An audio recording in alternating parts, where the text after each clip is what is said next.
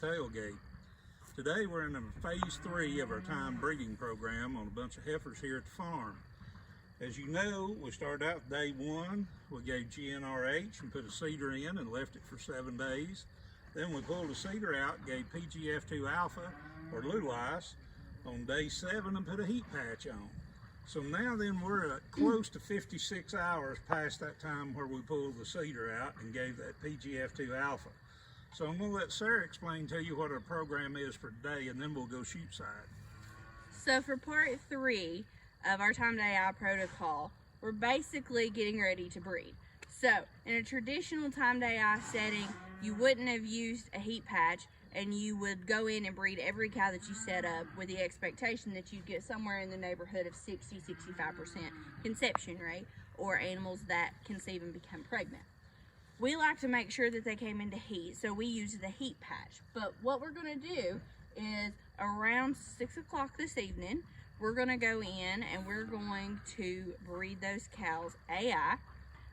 We're going to select some semen and do that, and then we are going to give them another shot of GnRH. And basically what that final shot of GnRH is going to do is it's going to encourage those cows that are right on the brink of ovulation but haven't ovulated yet to go ahead and ovulate while that semen is in that reproductive tract and viable and able to fertilize and develop into an embryo.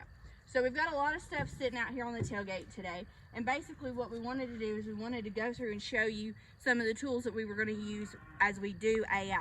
Now AI is not for everyone, and as we said when we started this series, you can synchronize cattle and then turn a bull in. So it doesn't have to be for AI. It's purely a tool to help control your breeding season length and therefore your calving season length. We choose to use AI because Dad and I both are competent in breeding AI, but if you're not, there are local veterinarians, there are representatives at AI studs who will be happy to set your cows up for you and breed them AI if that's a route that you want to go. Now, we've got, like I said, we've got a lot of stuff sitting out here. The first thing that we always do when it's time to breed a cow is we start with my trusty old coffee pot over here. The first thing I'm going to do, and I know it looks a little ghetto, it's not about what it looks like on the outside, it's about the abilities on the inside. And all it has to do is it needs to heat up water, okay? So I start there. The next thing I do is I'm gonna grab my AI gun, and you'll notice I've got it stuck inside my shirt right now.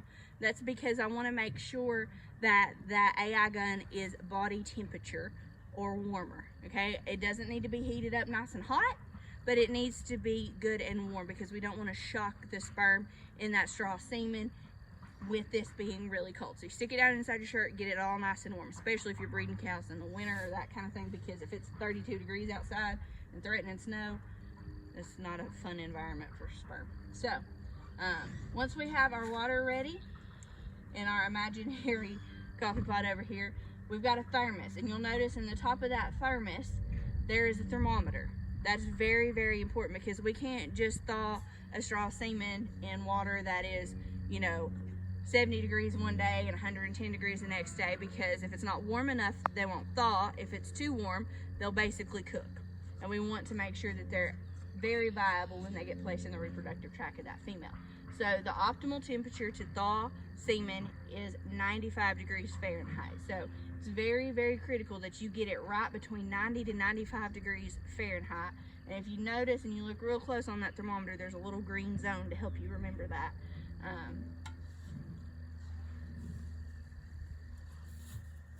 He's going to show you all nice and close.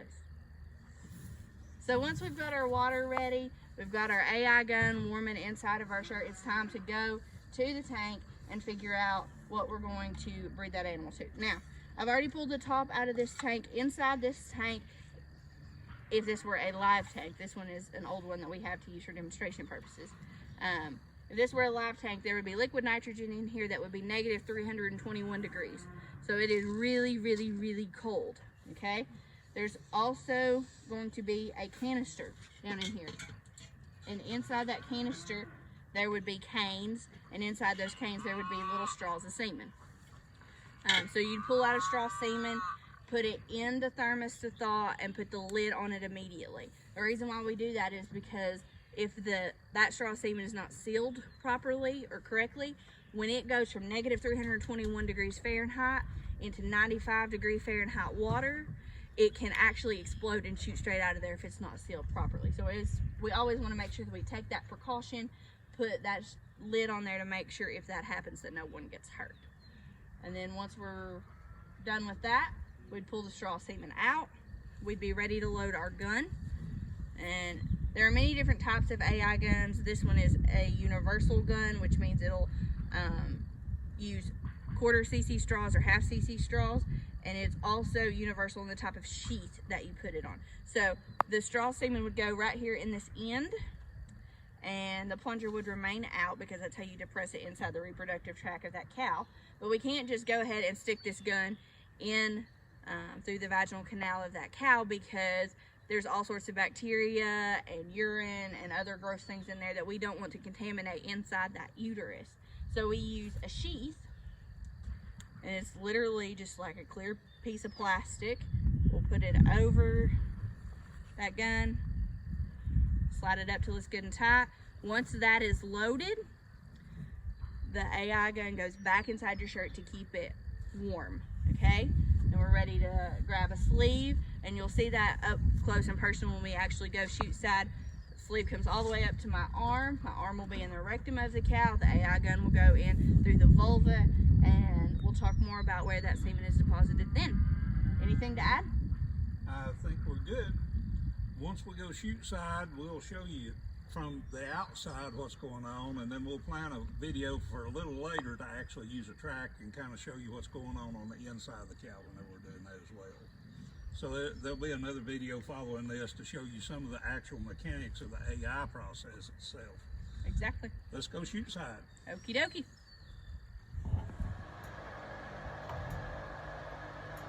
Well, welcome shoot side, guys. We're actually going to go ahead and start breeding some cows AI. Unfortunately, there's not a whole lot you can see, but we'll just briefly talk to you about things you need to keep in mind when you're actually breeding the cow. So, I have a sleeve, I have lots of lube. No cow has ever died from lube toxicosis. So the first thing I'm going to do is insert my arm rectally. Okay?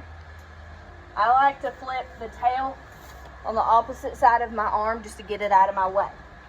The next thing we need to do is make sure that we have a good, clean area to work on. And I realize we're talking about the southbound end of a northbound cow, but we need to do our best to make sure that it's clean. So I'm going to take a paper towel, wipe that vulva, remove as much manure as I can to make sure it's good and clean, okay? You throw that paper towel on the ground so Dad has to pick it up later. You'll notice that the AI gun is still inside my shirt, keeping that semen warm. I will remove it, press down with my left hand, going into the vaginal canal at a 45-degree angle. Once you are inside, I'm searching for the cervix, and I realize you can't see this, but that's why we're going to do another video later on, where hopefully you can see it a little bit more. Once you are inside that cow with that AI gun, it is very important that you are manipulating that reproductive tract with your hand more than you are moving that gun around. Because think about it. We've got two foreign objects inside this cow. We want to be gentle, because the less amount of trauma that we cause inside this cow, the better chances we have of this cow getting pregnant. I will attempt to move this AI gun through the vaginal canal, up through the cervix, and you'll see on our up close and personal video later on that the cervix has 3 rings that you have to work through, and every cervix of every cow is different. So some cervices are real easy to manipulate, some are like trying to drive these East Tennessee back roads. They've got lots of twists and turns and curves, and that's what this cow has got going on right now, which is why it's taking me a little bit. But like I said, we just want to be gentle, manipulate that reproductive tract over the end of that cervix, or into the end of that cervix, through those 3 rings, and deposit that semen inside the uterine body.